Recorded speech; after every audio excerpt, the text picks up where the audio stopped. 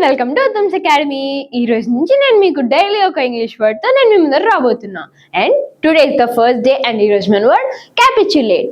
క్యాపిచులేట్ అనేది ఒక వర్బ్. దాని meaning stop resisting and surrender.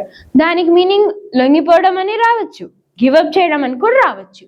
So ఈ వర్డ్ ని సింపుల్ గా గుర్తుపెట్టుకోవడానికి ఒక చిన్న ట్రిక్ ఉంది. అదేంటంటే క్యాప్చులేట్.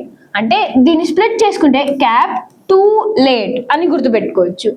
అంటే దాని మీనింగ్ ఎలా వస్తుందంటే, ఇప్పుడు ఒక సోల్జర్ని ఎగ్జాంపుల్గా తీసుకోండి. అతను చివరి వరకు ఫైట్ చేసి చేసి పెట్టినా ఓడిపోతాము అన్న పరిస్థితి వచ్చినప్పుడు ఎవరైనా లొంగిపోతారు. అంటే it's too late to keep fighting. ఇప్పుడు ఒక సోల్జర్కి టూ లేట్ అయినప్పుడు, ఫైట్ చేయడానికి ఇంకా టూ లేట్ అయిపోయి ఓడిపోతాం కన్ఫర్మ్గా అని తెలిసినప్పుడు, when it's too late removing your caps and surrender. ఇప్పుడు సరెండర్ అయిపోతే అట్లీస్ట్ యూడ్ బి అలైవ్.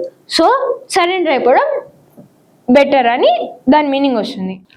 దీన్ని అర్థం చేసుకోవడానికి ఒక సింపుల్ సెంటెన్స్ ఎగ్జాంపుల్గా చూద్దాం. After prolonged diplomatic pressure the government finally capitulated to international demands. అంటే చాలా రోజుల పాటు ఇతర దేశాల ఒత్తిడి చేయడంతో చివరకు ప్రభుత్వం వారి డిమాండ్స్కి లొంగిపోయింది అన్న మీనింగ్ వస్తుంది.